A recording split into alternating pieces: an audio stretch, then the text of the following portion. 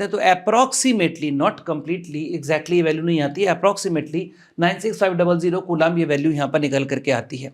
Standard conditions में अगर आप निकालेंगे तो माइनस के डेल्टा जी नॉट बराबर के NFE नॉट बोल दिया जाएगा, यानी कि यहाँ पर भी नॉट और यहाँ पर भी नॉट।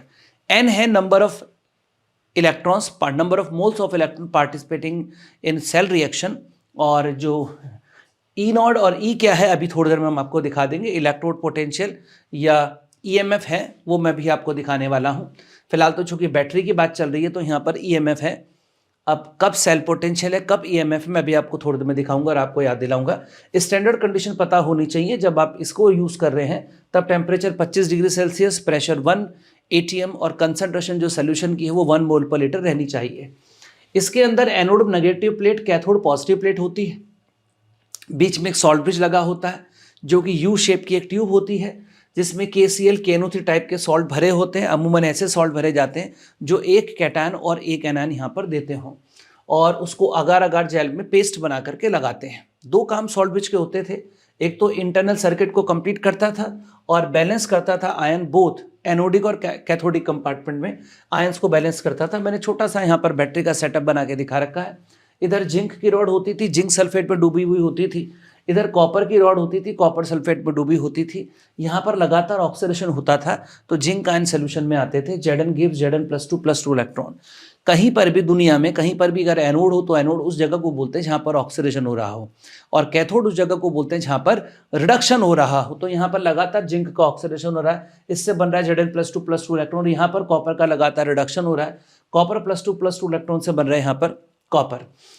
ये जगह ऑक्सीडेशन की है, ये जगह रिडक्शन की है। लगातार यहाँ पर रिडक्शन होने से कॉपर आयन तो उसके ऊपर यहाँ पर इकट्ठे होने लग जाते हैं, लेकिन यहाँ पर सोल्यूशन में सल्फेट आयन कंसंट्रेशन बढ़ने लगती है, और यहाँ से लगातार सोल्यूशन यहाँ पर जिंक आयन सोल्यूशन में आते चले जाते हैं तो यहाँ पॉजिटिव आयन कंसंट्रेशन बढ़ने लगती है। इन्हीं को काउंटर बैलेंस करने के लिए बीच में हम एक सॉल्ट ब्रिज टाइप की डिवाइस लगाते हैं। इसमें भरा हुआ जो KCl है SO4 नेगेटिव, इसमें से पोटेशियम की डिमांड करेंगे कि K+ मुझे दे दीजिए, और यहाँ पर जिंक जो आयन है ये यहाँ पर डिमांड करेंगे कि भाई साहब मुझे Cl नेगेटिव दे दीजिए। इस वजह से दोनों तरफ आयन बैलेंस होते हैं। एक्सटर्नल सर्किट में भी इलेक्ट्रॉन के फ्लो की वजह से वहाँ पर करंट फ्लो हो रही होती है, और इंटरनल सर्किट में भी करंट का फ्लो होने लगता है। अब अगर हम इसकी बात करें तो उसको दिखाते कैसे हैं, तो जिंक सल्फेट में है, बीच में सॉल्ट ब्रिज है, तो जिंक सल्फेट में बीच में सॉल्ट ब्रिज है, और ये सॉल्ट ब्रिज यहाँ पर कनेक्ट किसको कर रहा है, दूसरे सोल्यूशन को। कौन सा सोल्यूशन है, कॉपर सल्फेट का कॉपर। ये पर्टिकुलर जो एग्जाम्पल है, ये पर्टिकुलर एग्जाम्पल डेनियल सेल का है। और एक सेल आपको और दिखाते हैं, जिससे मैंने सेल बना रखा है आपके सामने।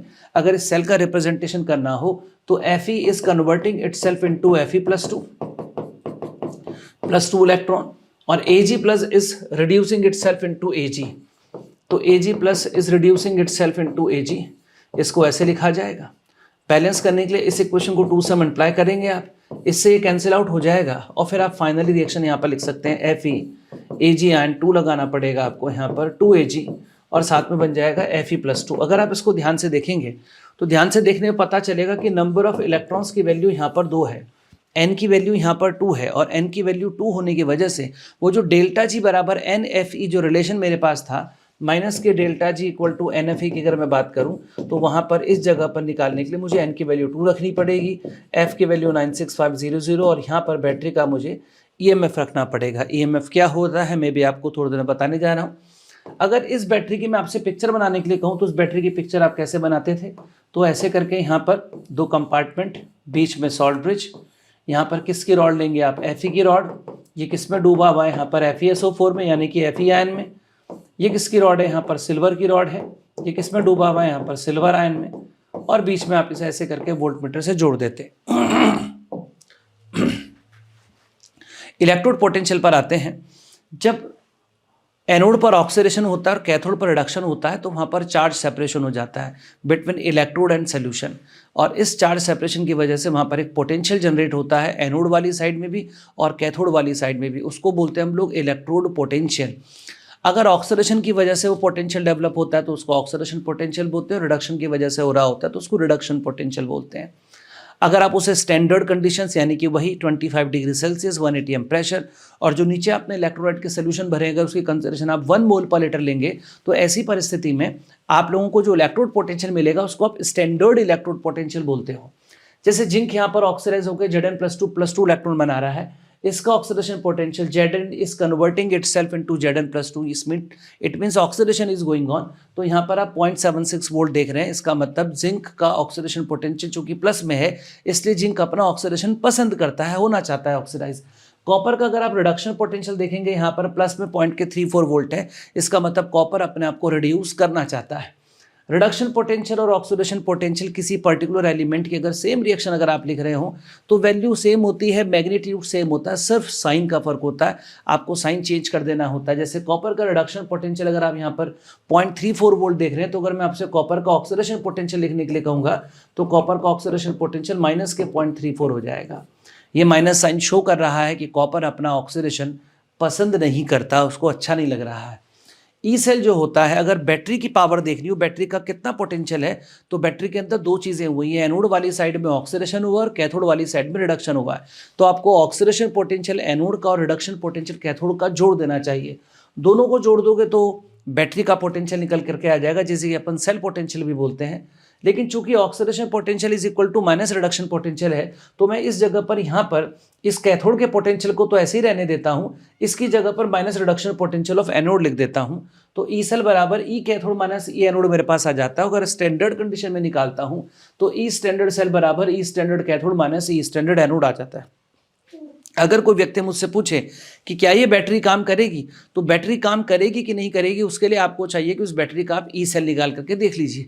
अगर उस बैटरी का ई सेल आ रहा है पॉजिटिव, इसका मतलब वो बैटरी काम करेगी। अगर उसका ई सेल आ रहा है नेगेटिव, इसका मतलब बैटरी काम नहीं करेगी, वो स्पॉन्टेनियस है, फिजिबल बैटरी नहीं है।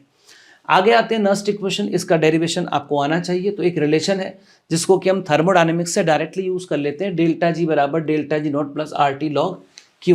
अब आप यहाँ पर अगर इस जगह पर डेल्टा जी की जगह NFe माइनस में और इसकी जगह माइनस के NFe लिख दें तो ये रिलेशन आ जाएगा, बेस E ही चल रहा है, NF से आपने डिवाइड कर दिया तो रिलेशन बन जाता है ये। इस E को हटाने के लिए 2.303 लगाते हैं तो बेस 10 बन जाता है। क्योंकि जब हम बैटरी को यूज़ करते हैं तो रूम टेम्परेचर पर ही यूज़ करते हैं, रूम टेम्परेचर होता है 25 डिग्री सेल्सियस। तो मैं अगर यहाँ पर 25 डिग्री सेल्सियस यानी कि 298 रख दूँ और R की वैल्यू जूल में रख दूँ और F की वैल्यू भी रख दूँ तो सॉल्व करने के बाद नस्ट इक्वेशन आ जाती है ये। नस्ट इक्वेशन को यूज़ कैसे करते हैं, तो नस्ट इक्वेशन को यूज़ करने का सबसे अच्छा तरीका ये है कि आप अगर किसी बैटरी का न्यूमेरिकल कर रहे हैं तो नस्ट इक्वेशन को एज इट इज़ यूज़ करें, लेकिन अगर आप इलेक्ट्रोड का सवाल कर रहे हैं तो आप इस नस्ट इक्वेशन को यूज़ करने के लिए यहाँ पर ऑक्सीडाइज्ड अपॉन रिड्यूस्ड फॉर्म की कंसंट्रेशन का प्रयोग करें। बीच में प्लस का साइन आप यहाँ पर लगा लें। रेफरेंस इलेक्ट्रोड की बात करते हैं तो रेफरेंस इलेक्ट्रोड उसे बोलते हैं जिसकी हेल्प से आप किसी अन्य इलेक्ट्रोड्स का जिनका पोटेंशियल आपको नहीं मालूम उनको निकाल सकते हो, लेकिन रेफरेंस इलेक्ट्रोड का खुद का पोटेंशियल हमको मालूम होता है। जिनका पोटेंशियल हमें मालूम हो और जिसकी हेल्प से हम अन्य इलेक्ट्रोड्स के इलेक्ट्रोड पोटेंशियल निकाल सकें just by making cell with them, ऐसे इलेक्ट्रोड्स को हम लोग रेफरेंस इलेक्ट्रोड्स बोलते हैं। रेफरेंस इलेक्ट्रोड में जो हमारे सिलेबस में है वो हाइड्रोजन इलेक्ट्रोड है, लेकिन इसके अतिरिक्त हमने यहाँ पर एक और इलेक्ट्रोड की चर्चा कर रखी है जिसका नाम है कैलोमल इलेक्ट्रोड। तो पहले हम आपको हाइड्रोजन इलेक्ट्रोड के बारे में बता देते हैं। हाइड्रोजन इलेक्ट्रोड चूंकि एक गैस इलेक्ट्रोड बनेगा तो गैस की कोई रॉड नहीं होती है, इस वजह से हम लोग वहाँ पर यूज़ करते हैं एक प्लेटिनोमीटर जिसमें माइका के ऊपर प्लेटिनम लिपटा हुआ रहता है, बीच में कॉपर की वायर रहती है और दोनों को कनेक्शन करने के लिए बीच में हम यहाँ पर मरकरी लगा के रखते हैं। इसको बोलते हैं प्लेटिनोमीटर। इस प्लेटिनोमीटर को हम यहाँ पर HN में डुबा देते हैं और ग्लास जैकेट की हेल्प से इसके ऊपर हम लोग यहाँ पर हाइड्रोजन गैस पास करते हैं। इसका वे ऑफ रिप्रेजेंटेशन होता है प्लेटिनम के ऊपर हाइड्रोजन गैस पास किया हुआ है और ये पूरा का पूरा जो जुगाड़ है हमने डुबो रखा है यहाँ पर HN के अंदर। अब यहाँ पर हाइड्रोजन गैस बबल होती है, वही हम चाहते थे कि इस गैस का इस आयन के साथ कुछ कांटेक्ट हो जाए, तो वो कांटेक्ट यहाँ पर हो गया है। 2H इलेक्ट्रॉन प्लस 2 HN से बन रहा है यहाँ पर H2, 2 इलेक्ट्रॉन प्लस 2 HN से बन रहा है यहाँ पर H2 और ये इसका जो रिडक्शन पोटेंशियल है वो 0.0 वोल्ट हम लोगों ने मान रखा है, 0.0 वोल्ट। अब इसकी हेल्प से आप बाकी सब इलेक्ट्रोड्स के इलेक्ट्रोड पोटेंशियल निकालते थे। एक और रेफरेंस इलेक्ट्रोड हमारे पास यहाँ पर है। जो लोग CBSE बोर्ड एग्जाम के लिए पढ़ रहे हैं वो इस कैलोमल इलेक्ट्रोड को स्किप करके आगे जा सकते हैं। ये वीडियो इस हिसाब से बनाया जा रहा है ताकि हर प्रकार का व्यक्ति इससे लाभान्वित हो सके, JEE मेंस का भी, नीट का भी और CBSE बोर्ड का स्टूडेंट भी। तो अनदर रेफरेंस इलेक्ट्रोड इस कैलोमल इलेक्ट्रोड, कैलोमल Hg2Cl2 होता है, मर्क्यूरस क्लोराइड को बोलते हैं। ऐसे करके यहाँ पर कांच की ट्यूब होती है जिसमें सॉल्ट ब्रिज साथ में फिक्स्ड रहता है। इसमें नीचे मरकरी और Hg2Cl2 का पेस्ट रहता है, प्लेटिनोमीटर डुबा के रखते हैं और यहाँ पर भरते हैं saturated KCl solution. KCl solution की कंसंट्रेशन चेंज करने से इलेक्ट्रोड पोटेंशियल में चूंकि फर्क पड़ता है इसलिए वो बार बार चेंज ना हो, मैं इसको रेफरेंस बनाना चाहता हूँ, इसलिए मैं यहाँ पर KCl का हमेशा सैचुरेटेड सोल्यूशन भरता हूँ और ऐसी अवस्था में इसका जो स्टैंडर्ड इलेक्ट्रोड पोटेंशियल है वो 0.28 वोल्ट है। आप अगर गूगल वगैरह पे चेक भी करेंगे कि कैलोमल का स्टैंडर्ड रिडक्शन पोटेंशियल कितना है तो वो वहाँ पर बाकायदा लिखेंगे कि अगर आप KCl का सैचुरेटेड सोल्यूशन भरते हो तो उस वक्त E0 की वैल्यू आपको 0.28 वोल्ट वहाँ पर मिलेगी।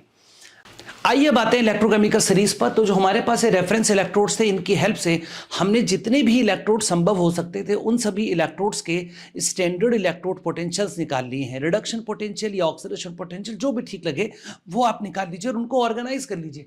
जैसे लिथियम का रिडक्शन पोटेंशियल सबसे कम है तो उसे सबसे पहले रखा गया है, उससे ज़्यादा पोटेशियम का है, उससे ज़्यादा बेरियम का है, उससे ज़्यादा स्ट्रॉन्शियम का, और एक सीरीज हमने यहाँ पर बना ली। इस सीरीज को हम लोग बोलते हैं इलेक्ट्रोकेमिकल सीरीज। इसमें लिथियम से शुरू होकर फ्लोरीन पे खत्म होती है। लिथियम का रिडक्शन पोटेंशियल सबसे कम, फ्लोरीन का रिडक्शन पोटेंशियल सबसे ज़्यादा, या उल्टा कह लीजिए कि लिथियम का ऑक्सीडेशन पोटेंशियल सबसे ज़्यादा और फ्लोरीन का ऑक्सीडेशन पोटेंशियल सबसे कम। जिसका रिडक्शन पोटेंशियल ज़्यादा होती है उसका खुद को अपने आप को रिड्यूस करने की टेंडेंसी ज़्यादा होता है, जिसका ऑक्सीडेशन पोटेंशियल ज़्यादा होता है वो खुद को ज़्यादा ऑक्सीडाइज करता है।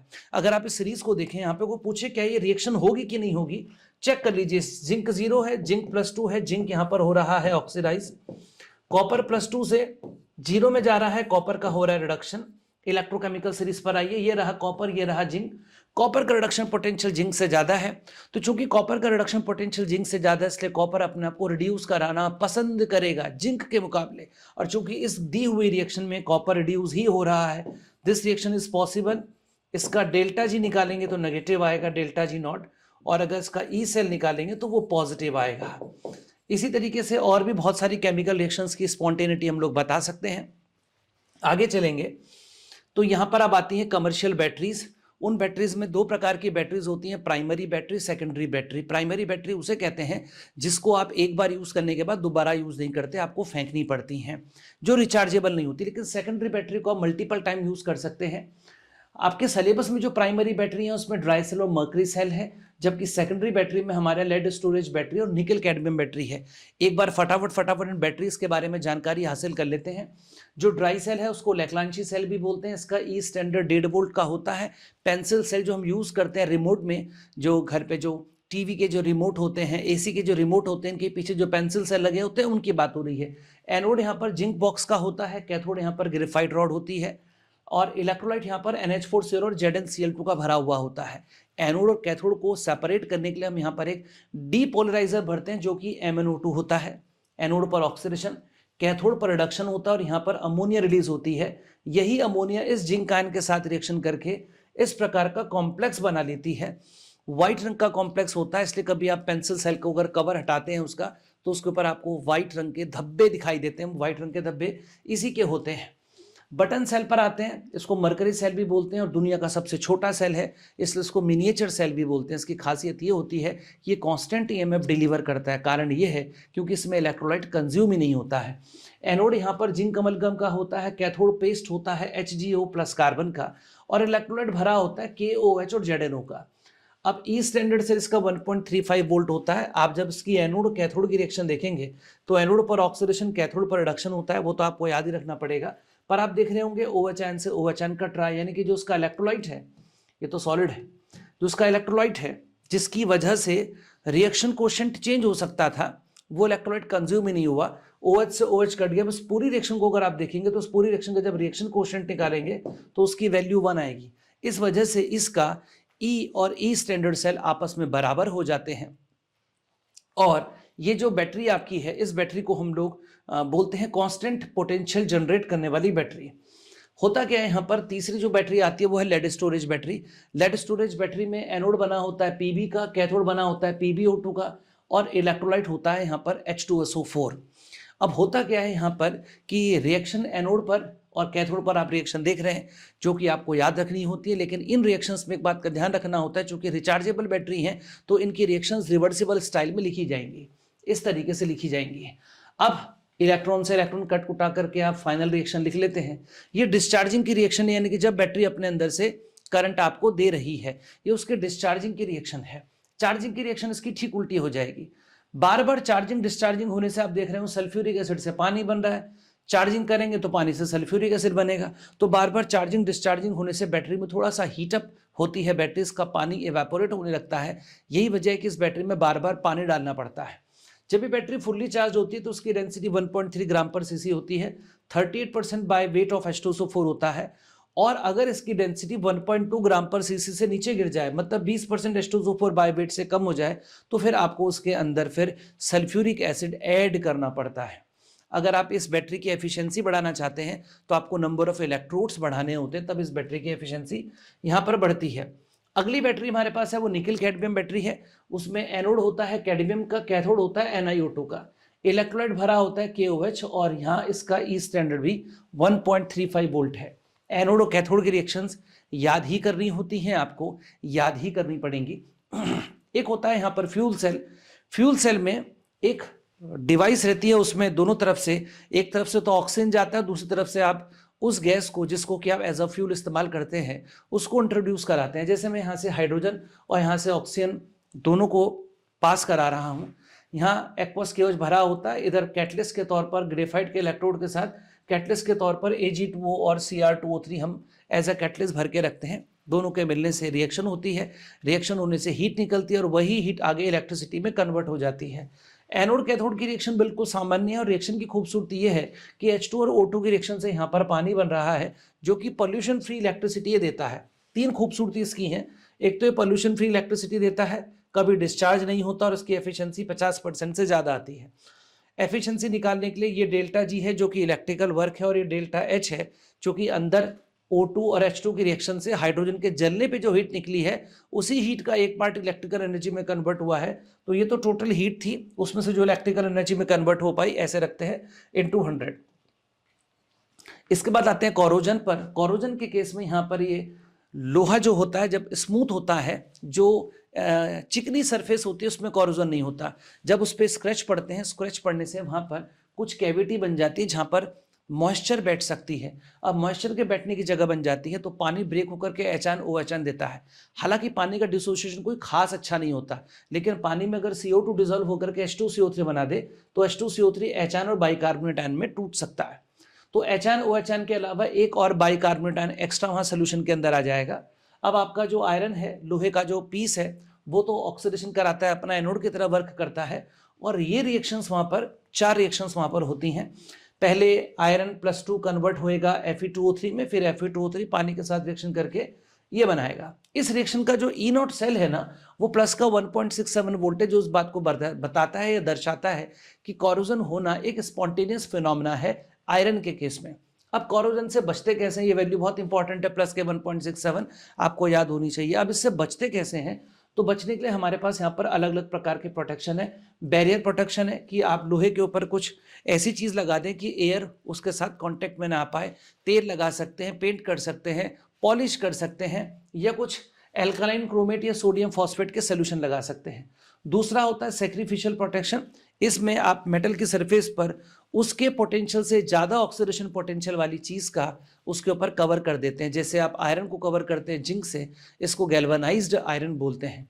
हमारे पास ये इलेक्ट्रोकेमिकल सीरीज है, तो अगर मेरे को एल्युमिनियम को कवर करना हो कि वो कोरोजन ना हो उसके ऊपर, तो मैं स्ट्रोंशियम, बेरियम इन सब से कवर कर सकता हूँ।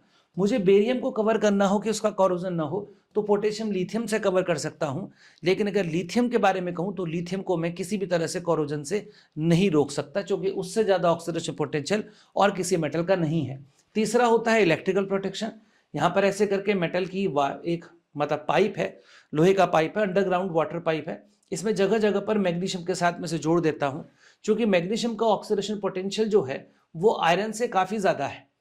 आयरन का रिडक्शन पोटेंशियल ज़्यादा है, मैग्नीशियम का ऑक्सीडेशन पोटेंशियल ज़्यादा है, तो मैग्नीशियम अपने आप को ऑक्सीडाइज करता है। ये इलेक्ट्रॉन इस आयरन पाइप को मिलते हैं, इस बेचारे को कैथोड की तरह वर्क करना पड़ता है, और जब ये कैथोड की तरह वर्क करता है तो सिर्फ इलेक्ट्रॉन रिसीव करता है, और इस वजह से ये अपना ऑक्सीडेशन नहीं करवा पाता।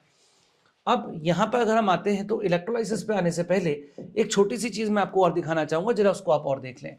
जब हमारे पास E equal to E standard cell होता है माइनस के 0.0591 अपॉन n log Q होता है, तो इस रिलेशन के अंदर जब हम देखते हैं, इसको बोलते हैं हम लोग सेल पोटेंशियल, इसको बोलते हैं EMF। जब आप बैटरी से किसी भी प्रकार की कोई करंट नहीं ले रहे होते हैं, तो जब आप मार्केट से बैटरी लेकर के आते हो और आपने उसमें से कोई भी करंट अभी नहीं एब्जॉर्ब किया है, इस वक्त जो आपकी बैटरी अपना पोटेंशियल शो करेगी वो मैक्सिमम सेल पोटेंशियल शो करेगी, जिसको कि हम EMF बोलते हैं। लेकिन धीरे धीरे जब आप बैटरी में से करंट लेना शुरू करते हैं तो धीरे धीरे बैटरी का जो Q है वो चेंज होने लगता है, Q बदल लगता है, ये धीरे धीरे बड़ा होने लगता है। बड़ा होता है तो E सेल की वैल्यू E स्टैंडर्ड सेल में से कुछ आप सब्ट्रैक्ट करेंगे तो कम होने लगती है। टाइम के साथ आपके ई सेल की वैल्यू धीरे धीरे कम होने लगती है।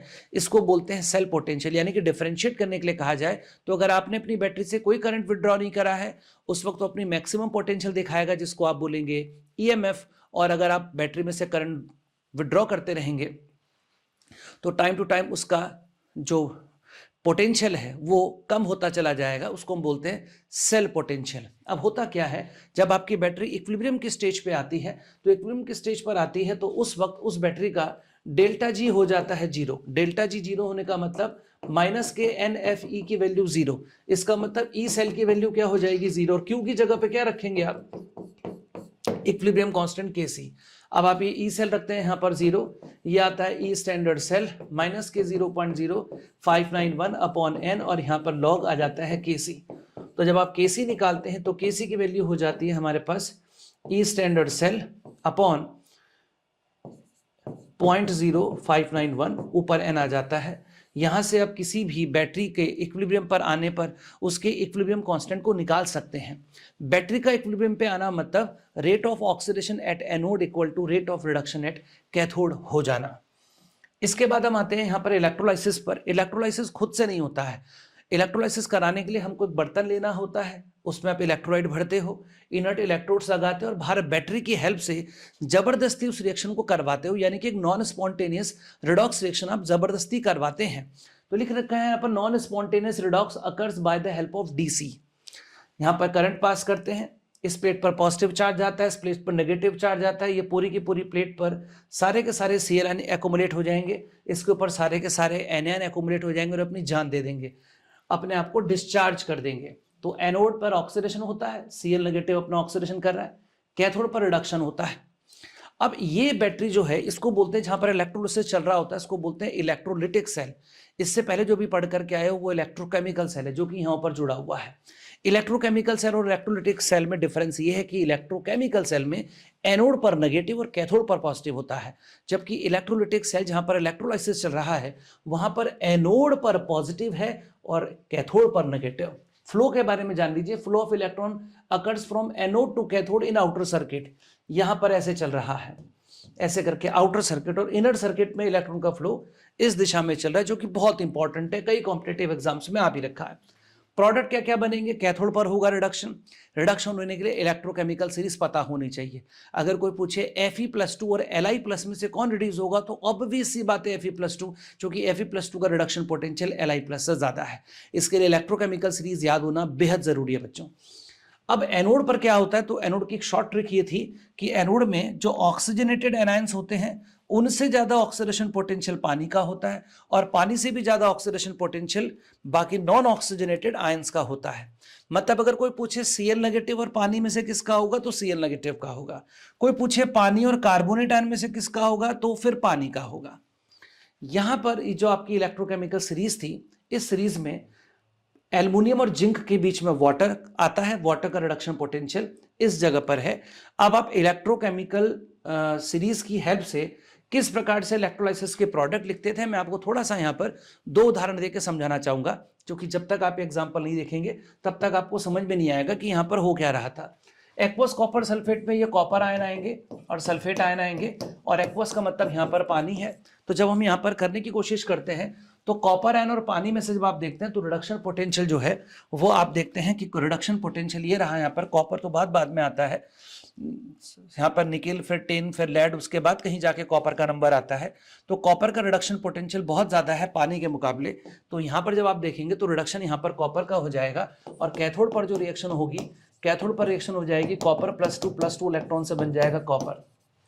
लेकिन जब आप एनोड की बात करेंगे तो देखिए यहाँ पर इधर एनोड के केस की बात करेंगे तो एनोड पर होता है ऑक्सीडेशन, और पानी का ऑक्सीडेशन पोटेंशियल सल्फेट से ज़्यादा है, तो आपको यहाँ पर पानी का ऑक्सीडेशन करना होता है। और जब आप पानी का ऑक्सीडेशन करते हैं एनोड पर, तो पानी के ऑक्सीडेशन करने पर आप बनाते हैं 2HN +2 इलेक्ट्रॉन +12 O2। तो अगर कोई आपसे पूछे रिमेनिंग सोल्यूशन क्या बचा, तो रिमेनिंग सोल्यूशन बताने के लिए 2HN और आपके पास साथ में सल्फेट सोल्यूशन भी बचेगा, तो H2SO4 रहेगा, और O2 और कॉपर आपको, कॉपर कैथोड पर, O2 आपको एनोड पर मिलेगी।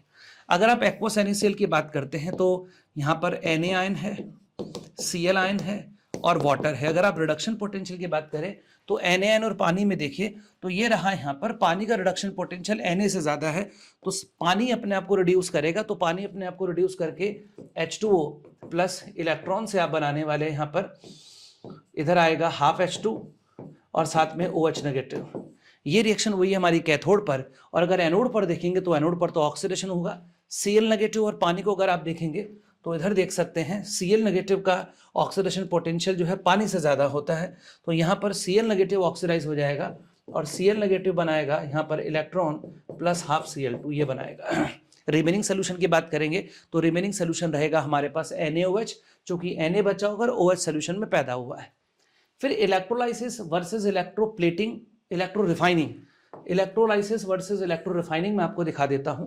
तो इलेक्ट्रो रिफाइनिंग क्या होती थी, तो इलेक्ट्रो रिफाइनिंग और इलेक्ट्रोलाइसिस में फर्क क्या होता था कि इलेक्ट्रोलाइसिस में इलेक्ट्रोड यूज होते थे, इनर्ट इलेक्ट्रोड्स, जबकि इलेक्ट्रोलाइसिस, इलेक्ट्रो रिफाइनिंग में इनर्ट इलेक्ट्रोड्स यूज नहीं होते थे, रिएक्टिव इलेक्ट्रोड्स यूज होते थे। मैंने कॉपर की यहाँ पर निकल के प्लैटिनम के इलेक्ट्रोड्स उपयोग में लिए हैं। कॉपर सल्फेट का इलेक्ट्रोलिसिस करा रहा हूं, तो जैसे मैंने ऊपर करके दिखाया वैसे ही होगा, कैथोड पर रिडक्शन और एनोड पर ऑक्सीडेशन होगा।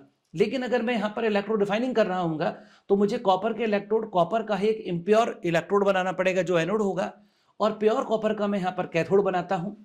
यहां से सोल्यूशन से जो कॉपर आयन है इसके ऊपर चिपक जाएंगे, कॉपर +2 इलेक्ट्रॉन से कॉपर बनेगा, इसलिए इसको पतला बनाया गया है क्योंकि इसके ऊपर भी कॉपर डिपॉजिट होगा, थोड़ी देर में इसने मोटा हो जाना है।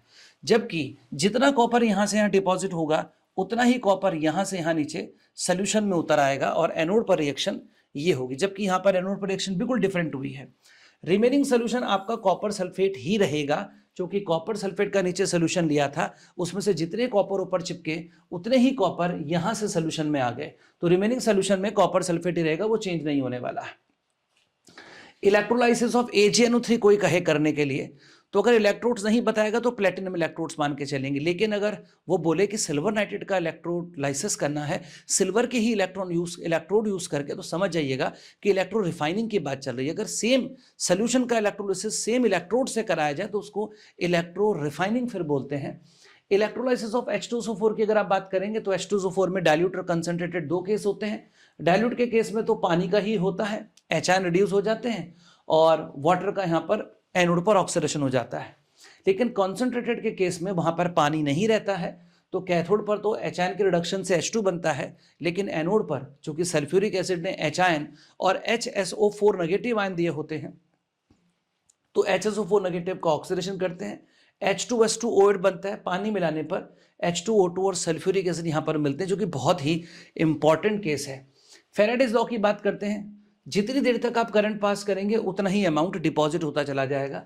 इसको हटाते हैं तो यहाँ पर जेड लगाना होता है, जिसको कि इलेक्ट्रोकेमिकल इक्विवेलेंट बोलते हैं। क्यू की वैल्यू 1 कर देंगे, डब्ल्यू बराबर जेड किया जाता है। 1 कूलाम्ब चार्ज पास करने पर जितना अमाउंट डिपॉजिट होता है उसको हम इलेक्ट्रोकेमिकल इक्विवेलेंट बोलते हैं। तो फैराडे ने जो प्रयोग करके देखा था, वो देखा था कि जब 1 फैराडे चार्ज पास करते थे तो इक्विवेलेंट वेट के बराबर डिपॉजिट होता था। तो इसका मतलब 1 फैराडे का मतलब 96500 कूलाम्ब से इक्विवेलेंट वेट के बराबर।